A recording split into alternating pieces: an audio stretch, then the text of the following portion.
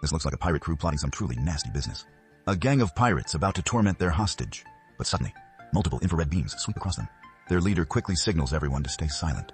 Then, they realize a special ops team has already arrived, right on time. This is the elite group known as the Expendables. Specialists in impossible missions, the dangerous and the insane worldwide. The mercenary unit throws down a bag containing $3 million, hoping the pirates take the cash and release the hostage. But nope. Their leader, even with a gun to his head, has zero sense of danger and demands $5 million instead. Team leader Barney Ross is about to speak. But the big guy, Gunner Jensen, loses his temper first. He hefts his M79 grenade launcher, points it straight at the pirate leader, and fires. Half of the man's torso explodes instantly. Blood everywhere. The pirates panic, raise their rifles, and unleash wild gunfire upward. The Expendables duck behind cover and toss several smoke grenades, then stand up and shoot out the remaining lights. Darkness takes over. They switch to night vision goggles, then cleanly eliminate the now blind pirates. A flawless sweep. They leap down and turn the lights back on. A few pirates are still holding knives to the hostage's neck, ordering everyone to drop their weapons. But the Merc team casually starts a bet. The youngest member wants to compete with Ross to see if Christmas's throwing knife is faster than Ross's gun. Knife or bullet, who wins? The pirates, seeing they're being mocked, get furious. They prepare to kill the hostage on the spot. But within a blink, Ross and Christmas take them out instantly. They rescue all the hostages safely. Another mission successfully completed. The team finally exhales, ready to head home. When they notice Gunner standing alone up high, he's hanging a pirate with a rope, like he wants to stage an execution. Everything's done, and he still wants extra justice? Bad optics. Ross, the leader, tries talking him down, like lecturing an oversized child. Tells him to stop. But Gunner, the most unstable guy on the team, refuses to listen.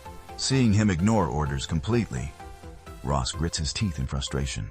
Suddenly, someone rushes in behind Gunner. A sharp kick hits the back of his knee. It's Yin Yang, the team's martial arts master. They wrestle briefly. Yin Yang gets slammed into a metal pipe. Gunner pulls out his massive dagger, ready to kill. A gun suddenly presses to his head. Ross arrives just in time. Even Gunner isn't stupid enough to push further. So he puts the dagger away angrily. After the chaos, the team boards their seaplane to head home. After the intense mission, everyone relaxes, except Gunner, who's locked up. Christmas, second in command, after confirming Gunner won't cause trouble again, unties him and returns his dagger. But Gunner doesn't want it anymore. He looks discouraged and hands the dagger to Christmas as a parting gift. Ross, the leader, finds Gunner exhausting, too unstable to rely on. He's basically a walking time bomb. Ross decides he absolutely won't use him again. The first thing Christmas does when he gets home is race off on his motorcycle, heading straight to see his gorgeous girlfriend. He brings her favorite rosé wine, and even a precious gemstone. But she looks startled, as if he arrived too suddenly. Christmas showing up this fast ruins her plan. Then, a man's voice echoes from her room. Another guy, in her place. Christmas understands immediately. She panics and says, he's just a friend. But Christmas isn't buying that classic lie. Angry and hurt, he jumps on his bike and rides away. He never thought a short mission would make him the backup boyfriend. A few days later, Ross arrives at a church. There he meets their broker, a mysterious bald man nicknamed Church. Ross waits to receive their new mission, when another man suddenly enters. Another action legend joins them. This scene is basically a cinematic miracle. For the first time, three action icons share a frame together. Sylvester Stallone, Arnold Schwarzenegger, and Bruce Willis, a legendary trio shot. In reality, Arnold and Bruce just came to have fun on set. A perfect triple cameo moment. Arnold, like Ross, is also a mercenary broker. He's here for missions. Church explains the new assignment. A small island nation, Velina. A traitorous CIA agent has teamed up with General Garza, the island's ruler, running drug operations and enforcing a violent dictatorship. The mission: overthrow the regime and kill the traitor. Arnold finds it boring, declines on the spot. He walks out immediately. Now, Ross has no competitors left. With zero rivals, Ross sets the price at $5 million and accepts the mission. He drives home in his matte 1955 Ford F-100, a classic beast of a truck, back in his garage. He prepares to study the mission files, but Gunner suddenly shows up. He spots the island map and realizes there's a new job. Gunner wants in, he needs the money, but Ross firmly refuses. No matter how much Gunner pleads or bargains, Ross doesn't budge. Gunner snaps in anger, throws out a threat, and storms away.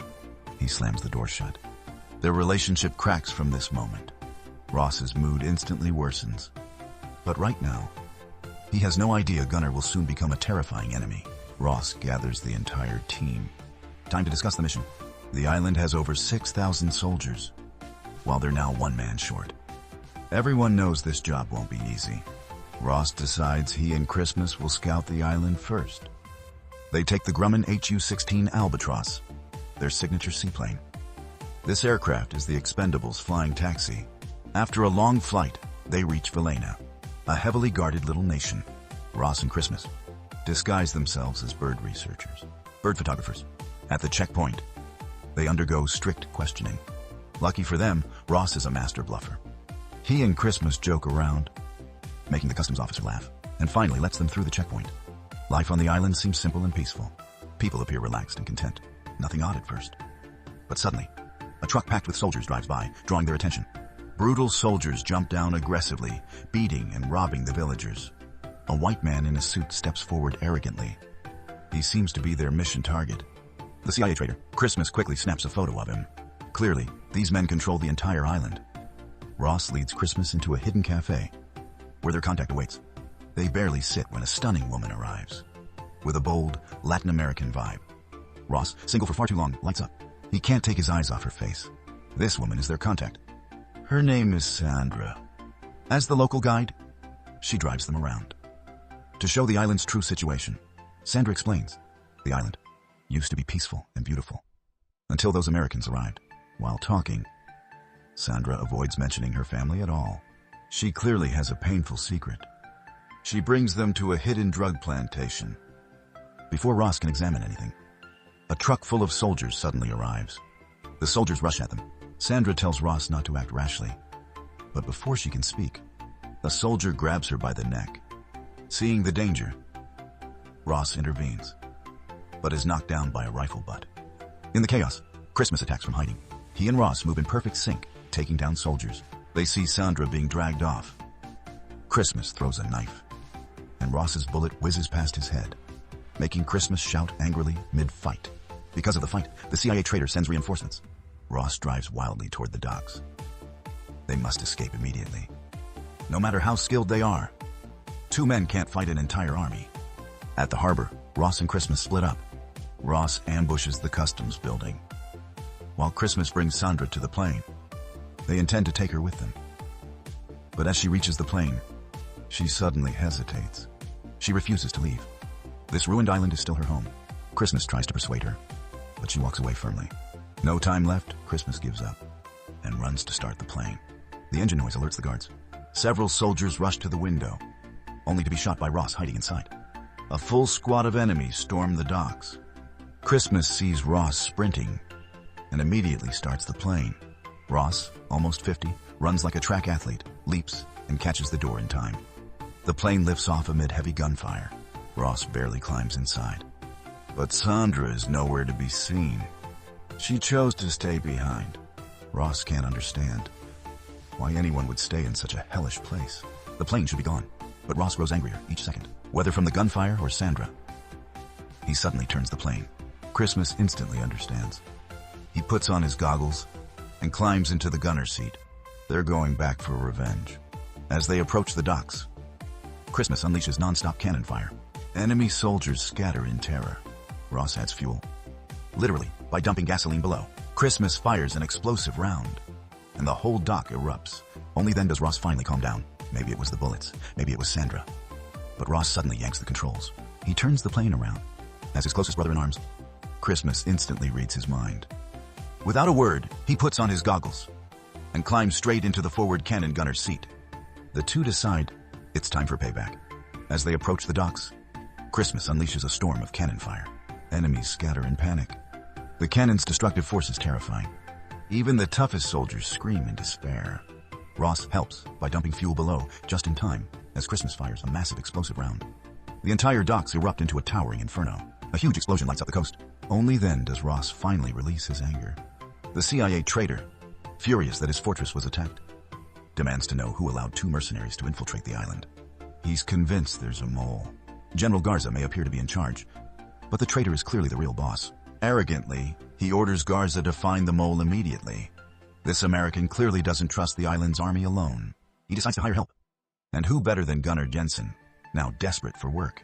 Gunnar knows Ross and Christmas better than anyone, and he's filled with resentment. A perfect weapon for revenge. Meanwhile, Christmas returns home after his heartbreak. This time, she calls him first. When he opens the door, he sees her bruised face. Someone has beaten her badly. Christmas's heart breaks, seeing the woman he treasured treated like this. He refuses to let anyone hurt her again. He tracks down the jerk at a basketball court with his trashy buddies. They ignore the bald guy walking toward them. A fatal mistake. No subtitle continuation. If that jerk watched action movies, he'd know. Never provoke this man. Ever. Christmas wrecks the entire team, like he's warming up for cardio. He pins the jerk to the ground, presses a basketball into his stomach, then stabs his dagger straight through the ball, a warning he'll remember for life. Christmas-style justice. Just like that, he wins her back. Meanwhile, the CIA traitor leads troops all night, searching house by house. At last, they find Sandra. But the traitor doesn't kill her. Not yet. He drags her before General Garza. To Ross's shock, Sandra is Garza's daughter. She can't stand her father anymore for helping the Americans oppress the island. She argues fiercely with him, but Garza is trapped, powerless to help her. The traitor grows impatient, orders his henchmen to slap Sandra. Garza watches, helpless. Sandra is dragged away again. She's thrown into a cell, gagged and restrained. The torture begins. Classic CIA waterboarding. They demand to know Ross's purpose, but Sandra refuses to give them even a word. So the torture continues. Meanwhile, Ross is restless.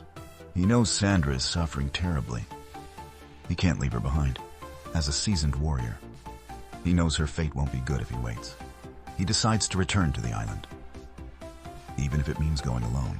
His feelings for her only grow stronger. He decides to return to the island alone, to rescue her himself. Christmas tries to talk him out of it, but Ross won't back down. He jumps into his pickup truck, ready to leave. Suddenly, Yin Yang hops into the passenger seat. The loyal fighter refuses to let Ross go alone. He vows to follow Ross into fire and blades if needed, but still complains about his salary. Cost of living's going up, boss. While Yin Yang babbles non-stop. Neither notice they're surrounded. Cars block them, front, back, left, and right. Ross swerves into a narrow side road, but several cars give chase. Yin Yang climbs into the back, grabbing an assault rifle. He fires wildly, blowing out tires and engines. Their main pursuer is none other than Gunnar. Ross never imagined his former teammate would be trying to kill him. After a fierce chase, their cars crash into an abandoned factory. Ross tells Yin Yang to jump out. He's about to try something insane. Ross turns the truck around, driving straight toward Gunnar's vehicle. At the last moment, he swerves, forcing Gunnar to crash into a steel frame. Gunnar's car flips violently. He crawls out, barely standing. Yin Yang charges at him again, their rivalry reignited. Gunnar, a former karate champion in Sweden, has the brute strength advantage. Yin Yang, small but lightning fast, has speed, but the size difference is huge. And Gunnar slams Yin Yang hard. Yin Yang recovers, jumping into a narrow scaffold area. Here Gunnar can't fully use brute force. Yin Yang strikes rapidly, making Gunnar spit blood. But then, when Yin Yang leaps to lock his head, Gunnar grabs his legs midair. He slams Yin Yang into the railing and prepares to kill him. Ross shoots Gunnar in the chest, saving Yin Yang's life. Ross walks over slowly, the bullet placed just inches from Gunnar's heart. A warning shot, meant to spare him. Ross then drives to the airfield, determined to return to Valena. But upon boarding, the entire Expendables team is waiting for him. His brothers refuse to let him go alone. Together, they take off toward the island. A massive battle awaits. The traitor and Garza prepare for war. They gather all troops to fortify the stronghold. The Expendables arrive quietly, ready to infiltrate.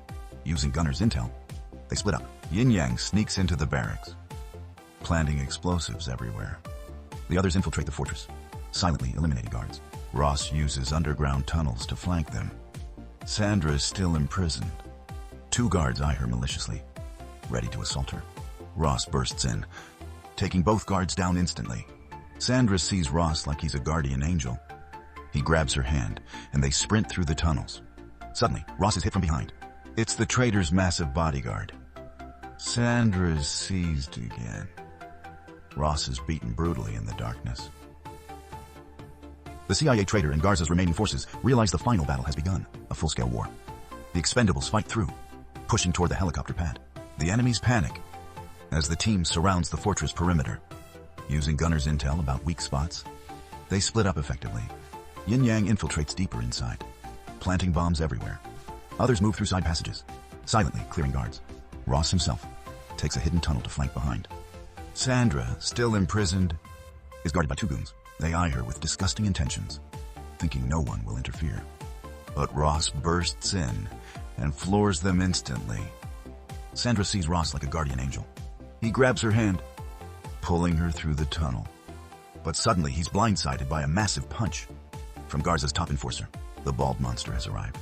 Sandra is seized again, and Ross is beaten ruthlessly. Just before the brute lands the killing strike, the team crashes down from above to save him. The enforcer panics and flees, just as the giant prepares to kill Ross. The Expendables drop in from above. The bodyguard panics and runs. Ross gets up and chases him. He tackles the giant bodyguard, and they begin a brutal fistfight. The bodyguard is insanely strong. Ross is clearly outmatched at first. He's slammed into the walls repeatedly. Meanwhile, the Expendables take on waves of soldiers. These CIA agents fight like they're hopped up on rocket fuel. Christmas and Yin Yang have to team up just to beat one guy. Then more enemies flood the tunnel with heavy fire. The team dives into a cramped dirt corridor. One member gets shot in the back. Luckily, Yin Yang drags him into cover just in time. Suddenly, gunfire erupts behind the enemies. A deafening blast turns the agents into something resembling Swiss cheese. It's Toll Road, their heavy weapons specialist. He's unloading his AA-12 shotgun non-stop. The giant bodyguard, still choking Ross, spots the AA-12 and immediately runs for his life. Toll Road clears every remaining enemy in the tunnel. Meanwhile, Sandra is dragged back to Garza. Garza now regrets everything. He should have listened to her. He throws a bag of money at the traitor, telling him to leave the island. But at that moment, the regime begins collapsing from the inside. At the same time, the Expendables burst out of the tunnel. But the exit is surrounded by soldiers. They retreat instantly. Gunfire rains down, trapping them inside the tunnel entrance. But they still have an ace up their sleeve. The entire fortress is rigged with bombs. Ross just needs to hit the trigger, but he hesitates. Sandra is still inside. Before he decides, the traitor shoots Garza in the back, killing him instantly. He grabs Sandra and runs toward the helicopter. Christmas spots him and takes off after them. Only then does Ross detonate the explosives. A colossal blast tears through the fortress. The entire structure collapses. Nearby soldiers panic, giving the Expendables an opening.